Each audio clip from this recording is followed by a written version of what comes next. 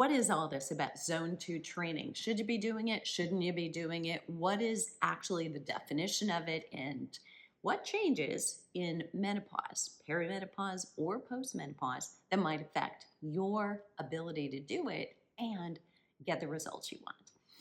In this video, I'm actually going to get on a treadmill, literally walk you through how to test. So if you've got access to a treadmill, you can do this with me. I'm going to take you through stage by stage, increasing the incline, keeping the speed the same, exactly what happens. This is called a bulky treadmill test. Here's why you want to know about zone 2 training, what it really is. Number one, zone 2 training is that point below where you're exercising, and you have to take a deep breath in, is the point below where you start to talk between breaths. You're no longer just nose breathing. So when you're just going for a walk, you're doing everyday activities, there's a lot of value in that. Don't discount it. And when you're in zone 2 training, you're just a little bit higher than that. It's purposeful exercise. You're probably going out for a walk, but you're still breathing mostly through your nose. What happens above that, way above that, we call that zone 4 and 5. Zone 5 for a woman who's in midlife, and that zone 1 and 2, these are what we call polarized training.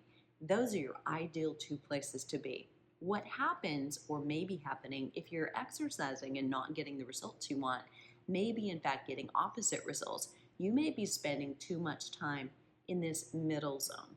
So let me tell you what that's like. That's like 1980s in the aerobics, where we had started, we'd go steady state, but it's not really steady state because your heart rate begins to creep. So if you're curious about where it is exactly, what's your heart rate, what does it feel like, this little treadmill test will actually help you. Several things. As you watch it, and if you just want to watch it, great. But if you want to recruit a friend, you actually want somebody else who can record your heart rates at each one of these stages. We call them stages. When we set you at a speed, we set you at an incline, and the next minute we go up, that's a new stage. But we want to record your heart rate in the last 10, 15 seconds of each one of those stages, because what we expect to happen is that as the level of difficulty, the challenge gets harder, your heart rate will go up correspondingly. Now, you'll reach a point, and with this bulky treadmill test, you're encouraged to go to exhaustion. Now, few of us are very motivated to do that, so you really have to get in your head, here's where I'm going. I'm going to complete breathlessness, where I feel like I have to stop for one reason or another.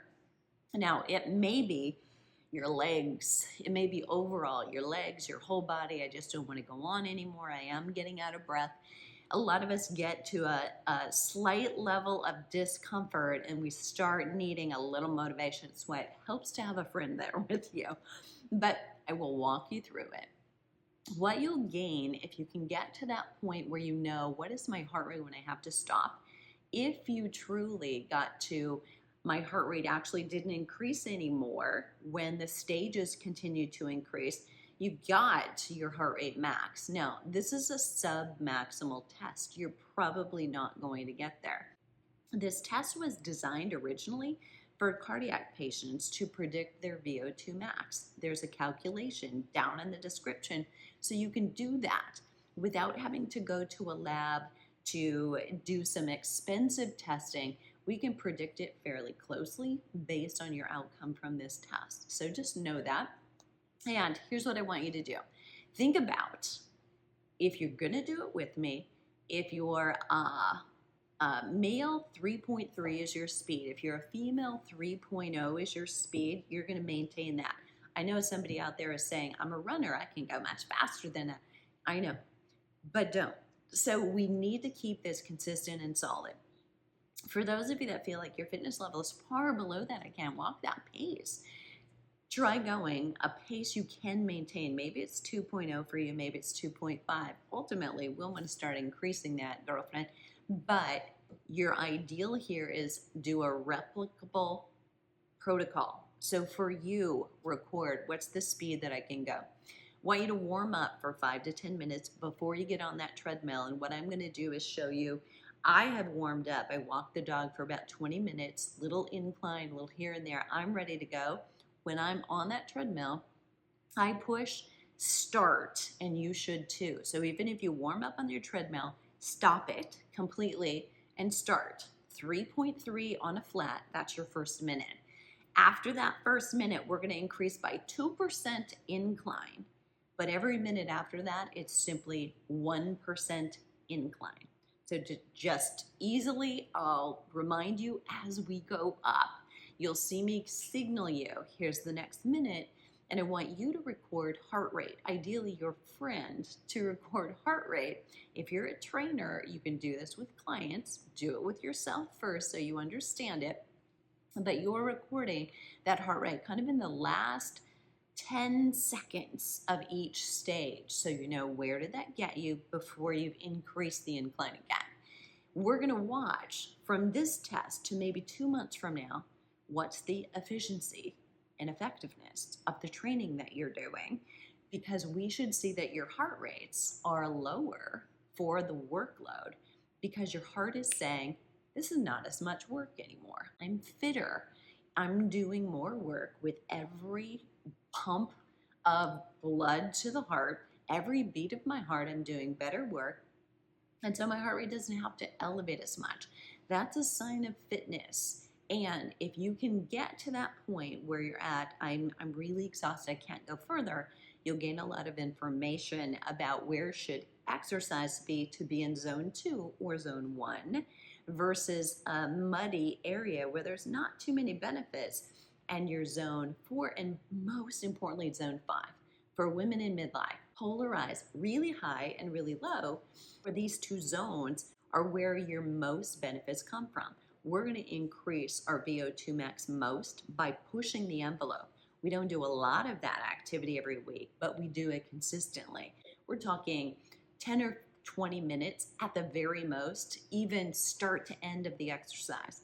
It's about getting breathless, doing it hard, not spending tons of time in hard.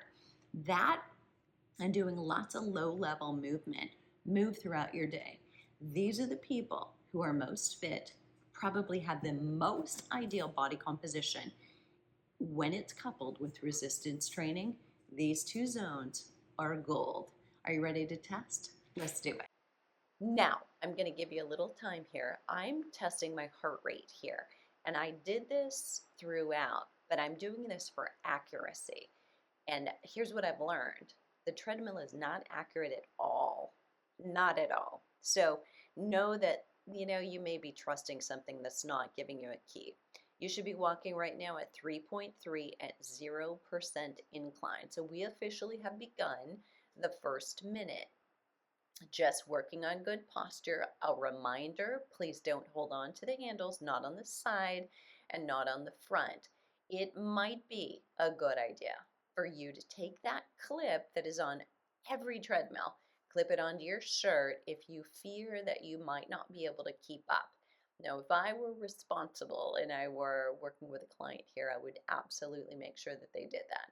Usually, I will put my hand behind someone's back as they get to some of the later stages.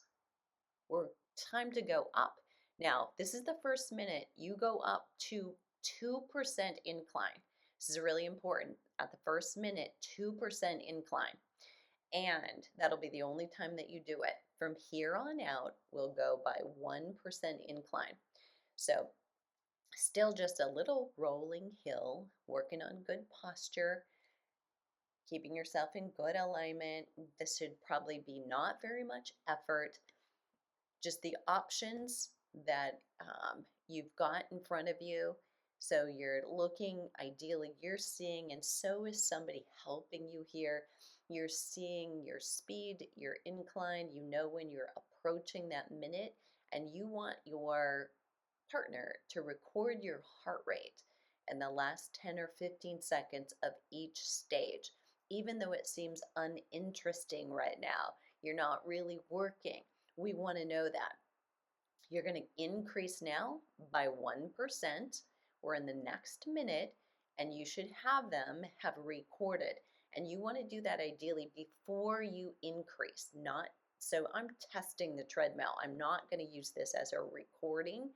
So when I'm right before I go up and increase, that's where you take the heart rate. It's important distinction here. I am matching that against my heart rate monitor, my Garmin, and that treadmill is just way off. And I continue to look at it throughout because it was so bad. I thought surely it's going to get better, but it did not. It was 30 to 40 beats below. So it was really masking any training. I couldn't really track anything at all. So form, still watching this, you should be still relatively comfortable. You're going to be watching. We're going to go up by 1% right now. So my hand, when you see that left hand go on, I'm increasing. So you should have done so. You're going to prepare yourself here. And I'm just, again, I'm holding on to this, not to hold on to walk, but I am testing my heart rate and the accuracy of that treadmill. So don't make this confusion. And if you've got a different way to track and test chest strap, you want to make sure that you've looked at, is it accurate for you? Is it really accurate? So I'm waiting for it to register, by the way. So again, I'm not holding on, and I don't want you to either. Continuing on, again, should be fairly comfortable for you. You might be starting to experience, it becomes a little bit of work, especially if you don't do much walking on inclines. Obviously, if you're going to test this way, it can be really helpful to do some incline training. Ready to go up, you're here again, and I'm checking my heart rate just simultaneously because I've got Garmin is going to tell me where it is in the moment. That's not so true if you're doing interval training because you're only going to see where was it. But here, when we're in steady state, it's staying fairly accurate and it can keep up. Remember, no holding on, no leaning back, no hands on the front, hands on the side. I will occasionally allow a client to put their fingertips on the treadmill just for a confidence sake. But if I detect that heart rate is slowing down or coming down or not increasing because they're doing that, we either have to say this test is not appropriate for you because we won't gain the information we want. You're going to get ready here. Probably should be looking at heart rate here and getting ready to increase right now by 1%. So I'm at 5% incline. Checking on heart rate, record that, get your friend to do that for you so you know where you're at. I am still, you saw me put my hand on my mouth, I'm still doing nose breathing. My mouth is closed. So I'm still relatively comfortable. You may not be right now. You may be starting to breathe a little bit more through your mouth. You may have taken a deep breath, maybe not, but that is one thing I want you to start becoming aware of. So if you're breathing through your nose completely, little stretch there, that's great, but be aware there will be that moment when you feel like, I need to open up my rib cage. I need to take a deeper breath. I want you to record at what point that happens and your heart rate when it does. We're increasing the incline. Check your heart rate right now. Record it. Continue walking, just good form. Now, it could be getting a little bit interesting, right? So becoming a little bit steeper. And let's face it, if you're out walking versus using a treadmill, often those rolling hills you're going up either plateau or have a down after that. Not the case here. So it's going to get progressively harder. And that means your heart rate will come up progressively as well. We want to see that. It's the normal adaptation.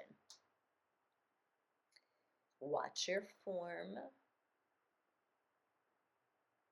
And then get ready. So you're going to want to monitor heart rate again as you increase or right before it. So there I am. We're going to go up, checking on my heart rate. What am I getting? And still, I'm at this point where I'm breathing mostly mouth closed, breathing through my nose. That means that you're still in aerobic territory, whatever your heart rate might be right now. This is still aerobic for you. So when we're finished, we're going to get a good idea of, is this zone 1 for you, zone 2 for you? So getting ready here, shake your shoulders out if you get tense in your upper back and neck. Just keep yourself in good form. The more relaxed you can stay, the lower your heart rate will be, the more accurate really is measuring your fitness level. So you can see I'm efforting just a little bit more. There's a little bit more body sway with this. So check on your heart rate. And there we go, we're increasing again. At some point here, I will indicate to you where that first deep breath is for me. And, I swore I won't recognize it, but we generally do. You will notice it if you're keeping a conversation with someone, you're actually doing this with them. You may be a little bit more distracted. So I would recommend keep yourself quiet. Do repeat that quietness at your next test. So it's all got to be very similar in order for it to say, okay, from here to here, my training worked or didn't. The test has to just be repeatable, specifically repeatable. Same speed, same incline, same everything ideally.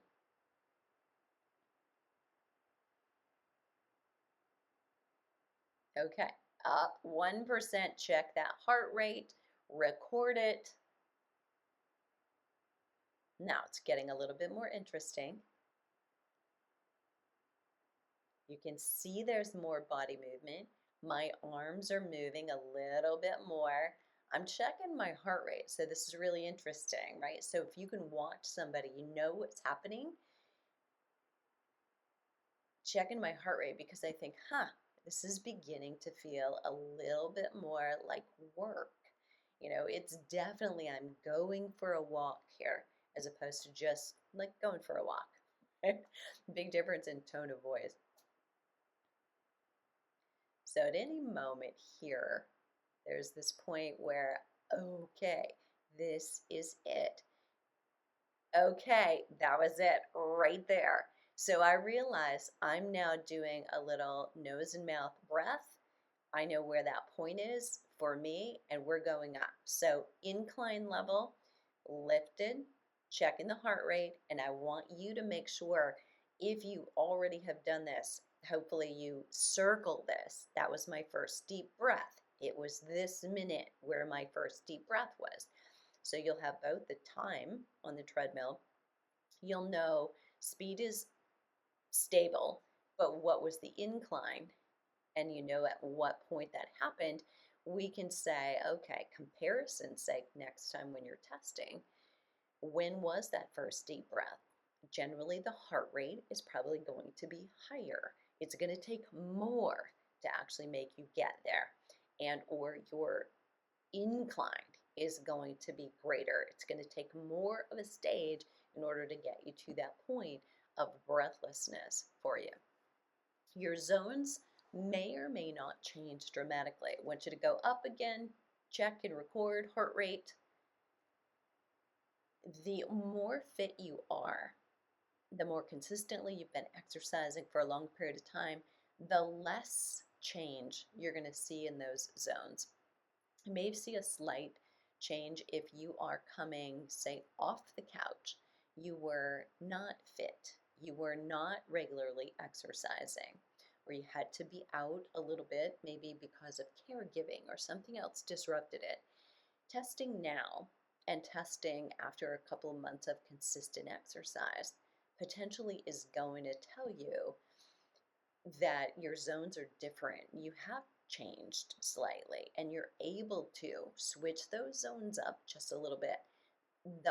The older we get, the less they're going to change significantly, but they still can if you're training. We're going to go up again, check on your heart rate, increase to 1% more.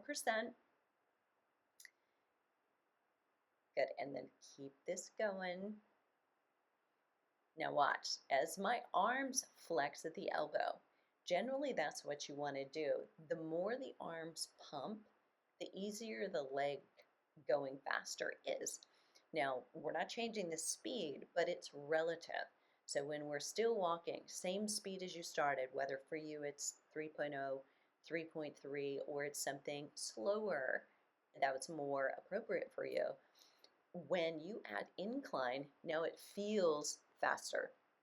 All right, so as I need to go faster, I'm going to flex my elbows more. I'm going to pump those arms so that I can get up the hill without losing any speed, because otherwise that'll be me slipping off the back like a Bill Cosby off the treadmill. Not what we're after here. You're going to increase the incline, check on your heart rate and record that. And you can give a little indication of talk test. How do I feel?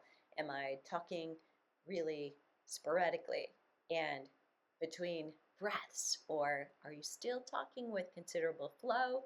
Are you to the point where I don't want to talk to you? Only hand gestures if you have a partner in there and you're working on that with them. So again, right now you can see I am just, okay, this is definitely work. Now, this is where your motivation can start tanking because you realize I got to keep going and it's work now. There is no relief. There is no downhill, and that's okay. So I want you to dig in just a little bit and realize you're okay. It's only going to go up a little bit at a time. Starts to be less fluid, but you're going up. Check on your heart rate. You need to record that. And if you happen to be watching this and you're recording heart rates for somebody else, what you'll notice most likely is that there is this dramatic increase of heart rate at a certain point where it seemed like this was really okay, not much is happening. You're not really increasing much, and then all of a sudden, okay, now there's a steady increase, and then there will be another point where this is a dramatic heart rate increase. It's starting to really go up. And at that point, you got to dig in. So increase again. I am checking my heart rate because I want to know, did that treadmill, is it monitoring okay? But the risk for me in holding on to the treadmill is that I will fall back a little bit, right? And that I'm going to lean on it. So I don't give myself that out anymore. Now, pumping the arms, you can see it. By the way, if you're pumping your arms, you're flexing at your elbows. Don't run here. Don't let those arms cross your body. You really want forward and back motion. Otherwise, you're wasting energy because everything should be going forward, right? So it looks like I'm running, but see, there's always one foot on that treadmill belt. If you start running, you're done. If you can't walk, you're done. I know you may be a runner and you may think, but if I ran, I could keep going. I know. You can't do that for the test. So it looks like, yes, I'm running. I'm not, I promise, and I'm done. That's it. So totally done. And I was just like, I was going to have to run. If you get to that point, you're gonna need to stop. Now, I'm decreasing everything. I got to 15% incline, but I want you to pay attention to this. If you are still going, you got to 15% incline. Every minute, you're gonna keep going. If you're able to, you're gonna increase by 0.2% speed, because you're maxed out with the incline. You're not just going to keep going. We still have to increase stages. So if you're ultra fit, you're still going, I am cooling down. What I'd love for you to do is to get to a point where you're cooled down to about 120, a heart rate of 120. Now, that may be easy for you, but if you are still feeling like you're breathing through your nose, I want you to get back to a point where you're breathing totally through your nose, not through your mouth. So sorry about that. But slowing it down, and if you'd like and prefer, you can stop the treadmill and then walk around just on the ground, but don't stand still so much. Keep yourself cooling down, cool the circulation, and respiration should come closer to down, and you're almost done. So I'm going to hop off this treadmill. You should keep going if you're not yet cooled down. Okay, so let's assess from your test. What did you learn? Number one, I wanted you to pay attention to that first point when you took a deep breath. And I wanted you to look at where's your heart rate during that point. Number two, I want you to really look at what was your heart rate when you got to the highest point and you had to stop, and why? Why did you have to stop? Was it that cardiovascularly you were just out of breath, so uncomfortable you couldn't go any further? For most of us, that is probably not going to be the case. We lack a little bit of motivation of pushing to a point of discomfort. So it was overall, our legs were uncomfortable. The rest of us was uncomfortable. It was just like, can I be done yet? And you saw a pretty high number. For me, I got to 185.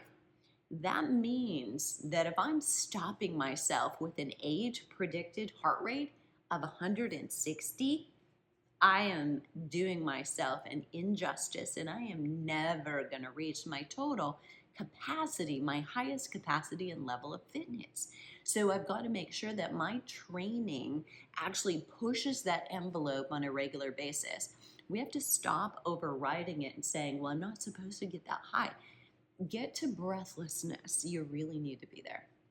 Okay, if you want to calculate your VO2 max, you're going to take a look at how long were you on that treadmill from beginning to end, and say you were on there for 9 minutes and 45 seconds. You're going to use that as a fraction, so it's 9.75. And the calculation is down below for women. So specifically, you can estimate now with a better prediction than just an age-related, here's the average, but you can compare yourself to what's your VO2 max right now compared to the average, and most importantly, you to you. 2 months from now, do a training plan. Work with somebody doing those polarized training, high and low, and then let's look at, has your fitness increased? Why is that important? Because VO2 is directly tied to your longevity. You want a good VO2, and you want to make sure that your exercise is actually helping you not just maintain, we can gain and improve on our VO2 max, but this is how that you'd want to do it. Let me know if you have questions on zone training